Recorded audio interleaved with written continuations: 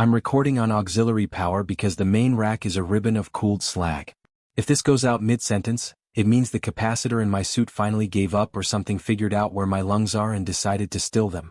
My name is Marcos Andrade, flight engineer, Arcadia-class courier, Halcyon, Arkansas.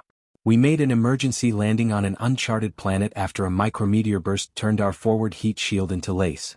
The descent was a scream of ceramic and calculation. Trim thrusters throttled until they tore, the captain calling out Delta V residuals that sounded like prayers, our little ship flexing like a broken rib cage around us. Then we weren't falling. We were planted. And outside the hull, there was a wind so gentle it felt scripted, like a sound effect played from the wrong speaker. When the stress alarms finally stopped, the silence was worse. Silences usually have personalities, this one had an appetite. We sat in that hush, each breath too loud, while the planet settled around us. The cabin smelled like vented coolant and human fear. The first damage assessment was hopeless. Starboard landing strut sheared, antenna farm gone, reactor stable but off-grid, comms mast crumpled under a dune of glistening, fine-grained sand. Ree looked at me. She had the kind of eyes that made you want to deliver good news. I had none. The distress beacon, the one that should have barked as we fell, was literally twisted copper. We had suits, 2 days' worth of portable air, a pack of flares, and a battered rover with half its wheels in the wrong angles. The planet out there? The planet was a blank square in the star atlas. Pilot Mathis wanted to sit tight and wait for the NAV-SAT to find us, but the NAV-SAT was a casualty we'd watched pass our window like a tiny star shedding sparks. We had to leave the ship to plant a signal spike high enough for a relay. The captain said it softly like a choice. I heard it as a sentence. I should have fought harder. I didn't. I know the drill. A ship is safety, a hull is a prayer answered. But when we ran the numbers, they whispered starvation. We cracked the inner hatch, tested the seals, and for a moment I thought I could hear the planet listening. The sand wasn't sand. Not the way Earth makes it. It was powder glass, too uniform, each grain a facet. When my boot pressed into it, there was a whisper like breath over a bottle, and static climbed my calves. The sky was bone gray. The sun here, if it was a sun, was a smear behind clouds that layered the horizons into rules we didn't know. We marked distance by the ship at our backs. A black shape half buried, a familiar wound. Mathis carried the collapsible signal spike. I took the field mixer and the battery, re-scanned for the tallest ridge. There were footprints in the glitter. They were ours because no one else had been here, and I needed that to be true. But when we turned to check our spacing to keep line of sight, the prints looked wrong. They showed the weight distribution of our boots, yes, but too precise. At the edge of each boot mark, tiny crescents of lifted grains formed crescendos and decrescendos as if the sand had flowed away from our pressure and then carefully arranged itself back into place while we watched. Wind? Mathis said. There was no wind. Not enough to move everything back in neat patterns. When he lifted his foot again, the grains tilted toward his heel as though yearning. We set the spike on the ridge. The view from there was a map of nothing. Dunes, flattened basalt like black ice, distant jagged teeth of rock that could have been mountains or the remains of something that died standing up. The ship was a scar on that pale surface, its heat leaving a slow, oily mirage that kept trying to become a shape. Ree told me to check the mixer. I plugged in and listened to the planet. The world replied in a band of frequencies just below comfort, subsonics that made my sternum ache. Over that, almost polite, was a hiss like rain a kilometer away. Leave it running, Ree said. We need the spike talking. It wasn't until we descended that I noticed the extra tracks around our ship, boot prints in the exact size we wore, arranged in a half circle facing the airlock like an audience. We had not made those. Mathis laughed, then stopped because of how it sounded. Ree closed her helmet and pinged the internal line. Inside, she said. Now. Behind my visor, my breath fogged, and for the first time since impact, I understood we were being observed. The first voice came an hour after we sealed up. We were scrubbing suits, scraping glass dust from the joints with a brush, when the intercom spat static and then Ree's voice said, Marcos, outside a second. I looked up from the elbow ring I was cleaning. Ree was across from me at the table, her mouth slightly open, her face still. Mathis lifted one finger. We all heard it again, Marcos, outside a second. Same words. Same intonation. But the syllables had weight wrong, like the floor under one tile was hollow. Ree's eyes cut to the comms panel as if it had grown teeth. I switched the channel, pulled logs. No transmission tags. No source. The voice came again from outside, this time filtered through hull. Marcos, outside a second. The emphasis moved a hair like it was learning where to place it. My name dragged a little longer. Mathis swallowed so hard his uvula might have clapped. Ree was calm the way cliffs are calm. Mute the internal, she said, and we did, and the ship got quieter until I could hear the faint tick of cooling metal in the walls. The fourth time it spoke it didn't say my name, it said Mathis's. He flinched and stared at the hatch. You could see the calculation flicker behind his pupils. If I open, the joke ends. If I keep it closed, the joke continues. We kept it closed. We kept it closed because we were not children of this place and we had no right to touch its doorknobs. We tried to drown the voices with busy work. I crawled into a service duct to reroute power from the reactor to partial comms. Mathis checked the rover again and swore at its bent drive. Reorganized our rations into stacks like a person who trusted math more than hope. The knock came then, soft, irregular, like fingertip sampling. Not on the hatch. On the underside of the deck plates, as if something lay in the sand under us and wanted up but didn't want to scare us away. I cut the ship's hum. Literally. I killed the last gently rotating fan that moved hab air and listened. The knock stilled, the silence assembled again. Then, from the starboard bulkhead where our helmets hung, my voice said, "We have to talk to it." Ree didn't move. "That was a recording," she said. I wanted to believe that. The only problem was that I had not yet thought those words. When the storm came, it had no rain. The clouds descended and discharged themselves into the sand, and the sand sang. Tiny sparks danced across grains, and the powder became a field of mirrors. Our hull bled little blue brushes of light at the seams. Through the porthole, the dunes rippled not like water but like a sheet of metal being struck, a vibration more than a wave. In that strobing we saw them. At first they were just angles, reflections catching and aligning, the glass grains organizing like a school of fish doing mathematics. Then, with the petulance of a magician showing us the trick too early, they took a shape that suggested us. Not detailed, not yet. A height, a tilt of the head, a limb composition that approximated elbow and knee. 3 separate silhouettes rose in the storm glare and stood exactly where the field mixer would cast our voices. One lifted its arm and pointed at the hatch. The others turned their heads toward each other in a motion so practiced it was almost human gossip. Mathis whispered a prayer in a language that had never been this far from its birthplace. I pressed my forehead to the glass without meaning to. The figure pointing at the hatch stopped pointing. Very slowly, like a creature trained not to frighten, it lifted both its hands to its facsimile of a mouth and clapped 3 times. On clap 3 our lights flickered. Ree made a decision. She suits up when decisions have teeth. "We set rules," she said, voice clipped to commander thinness. "We don't speak outside unless necessary. We don't move with quick rhythms. We don't split line of sight. We carry UV. UV, the one thing we had that might mean anything. Our suit lamps could push into ultraviolet if we burned them. The manual warned against prolonged exposure for SEALs. I rewired them anyway, willing to risk a melted gasket for another hour of life." She opened the hatch. The storm had dwindled to sullen crackles. The glass figures twitched, then sank back into the ground with the diffusion of a sugar sculpture in warm tea. We stepped out together, shoulder to shoulder like strangers in a dangerous neighborhood.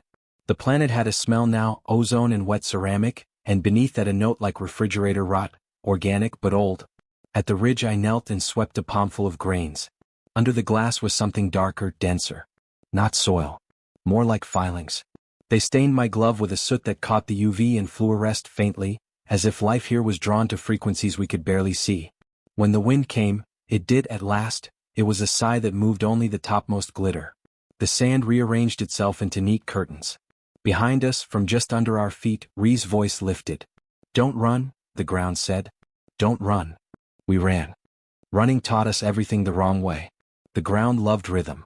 Our boots made it, the planet's skin tasted it, whatever listened below tracked us by it. The sound of my footfalls doubled as if a second me jogged a half-step behind. Then tripled. Then scattered like applause. Ree shouted, "Slow," and Mathis, bless him, obeyed. 3 heartbeats later I did too. The instant our rhythm faltered, the echoes faltered. The applause went uncertain.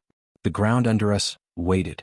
We moved in bursts, 2 steps, pause, 3 steps, pause, staggering, ridiculous, alive. The figures reassembled at the edges of our sight line, wave fronts in human masquerade. UV burned them into smokier shapes. Under violet, their bodies were not bodies but convection. Swarms of articulated grains making choices together. The light didn't kill them, but it made them less sure. That was enough. Back at the ship we linked the reactor hum to the outer hull and increased it a fraction. The deck plates vibrated gently, making my molars buzz. The knocking stopped as if the guest lost interest in a house with no welcome mat. We watched the field camera until our eyes were grains too. The ground outside bulged now and then and let out a burp of glass that scattered into footprints we didn't make. We mapped what we could.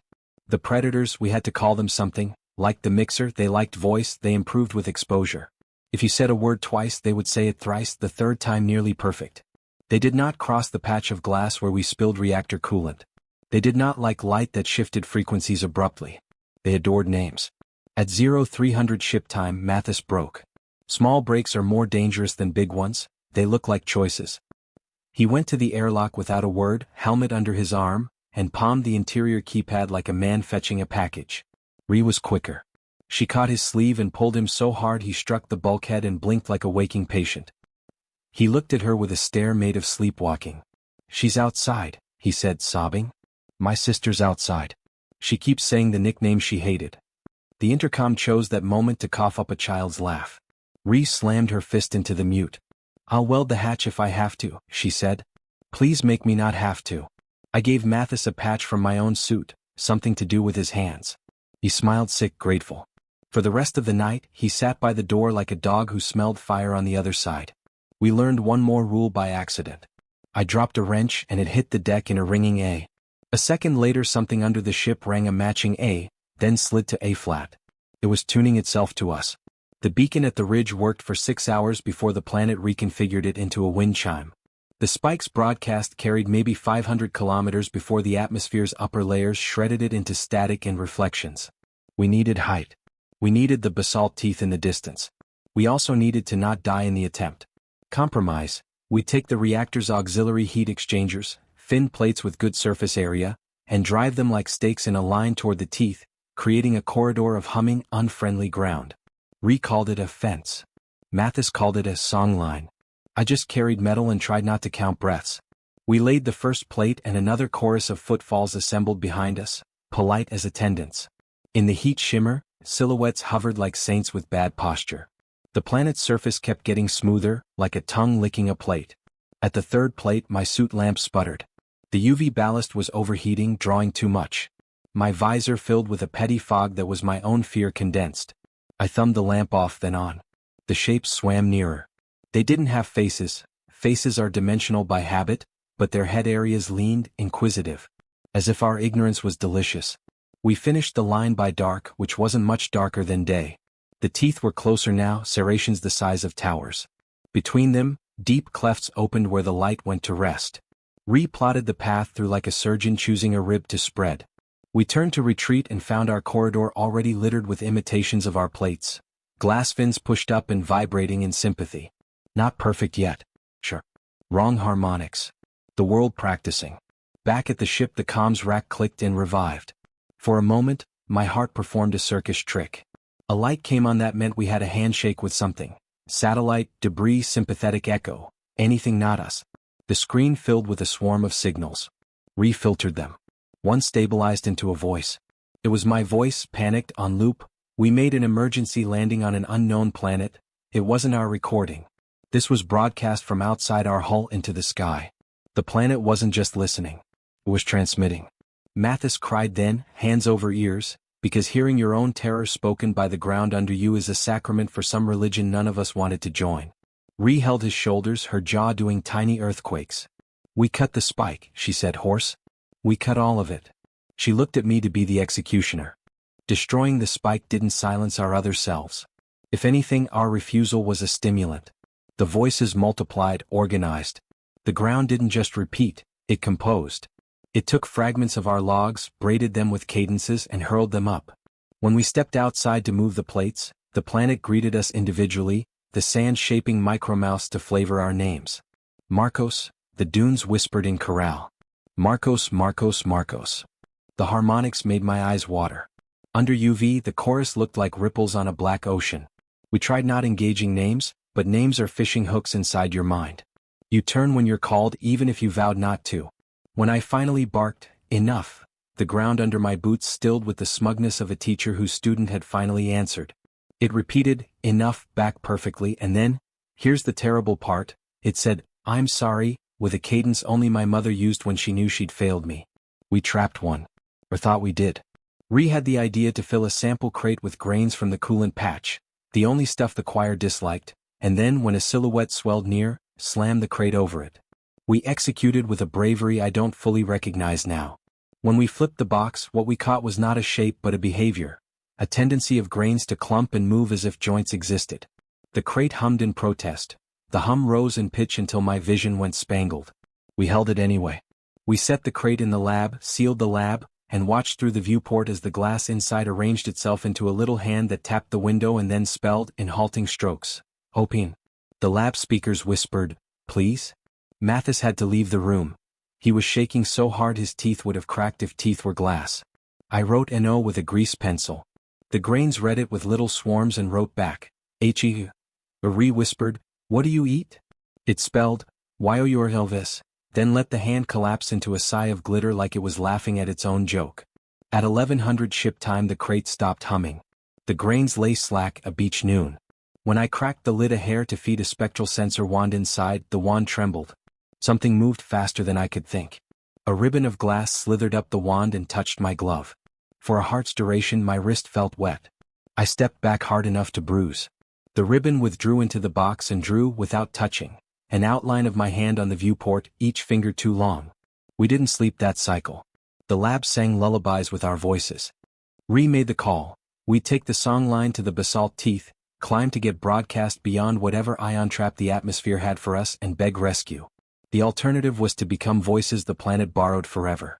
We packed light, UV spares, the field mixer reconfigured as a jammer, a coil of monofilament with floats of reactor plate on it to lay a portable hum around us if we had to bivouac. The teeth were closer and taller than the camera's lyre lens suggested.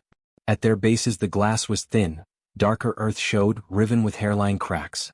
The first time my boot tested one the ground didn't cave, it inhaled.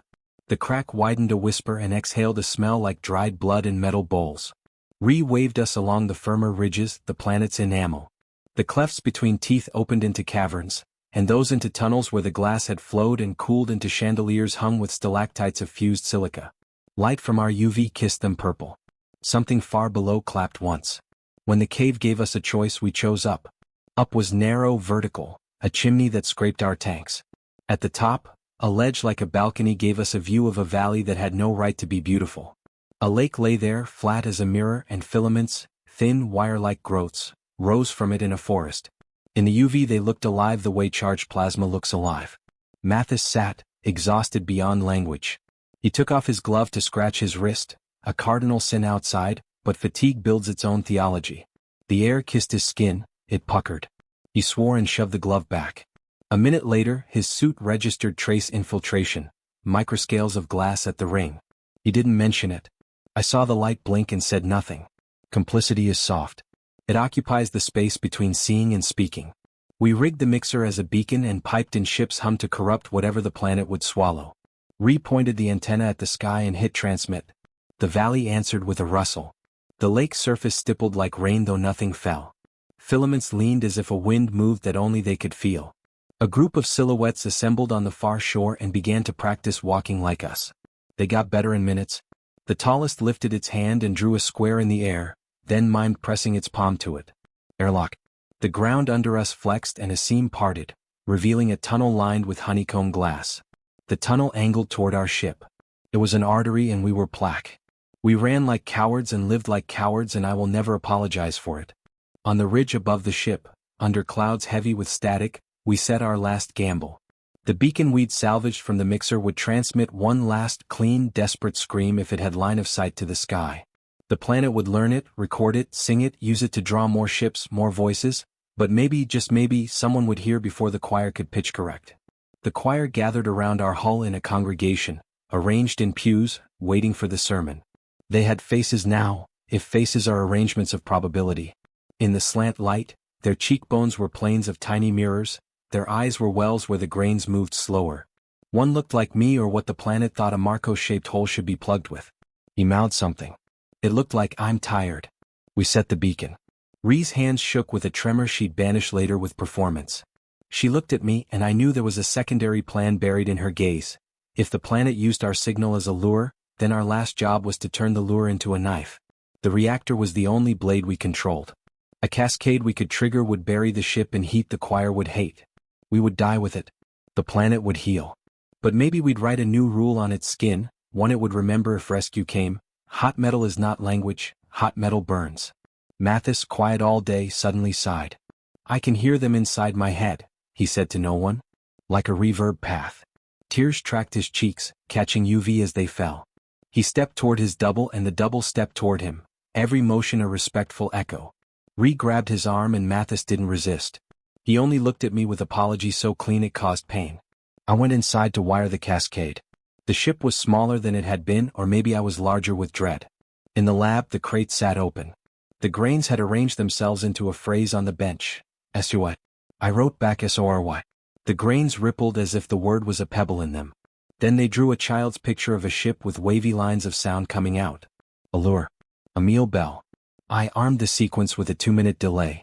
Long enough to speak a last, long enough to doubt. When I emerged, Ree had her hand on Mathis's neck. It looked like a benediction. The choir stood in rows. The sky leaked electricity. I felt older than spaceflight. We broadcast, Ree said.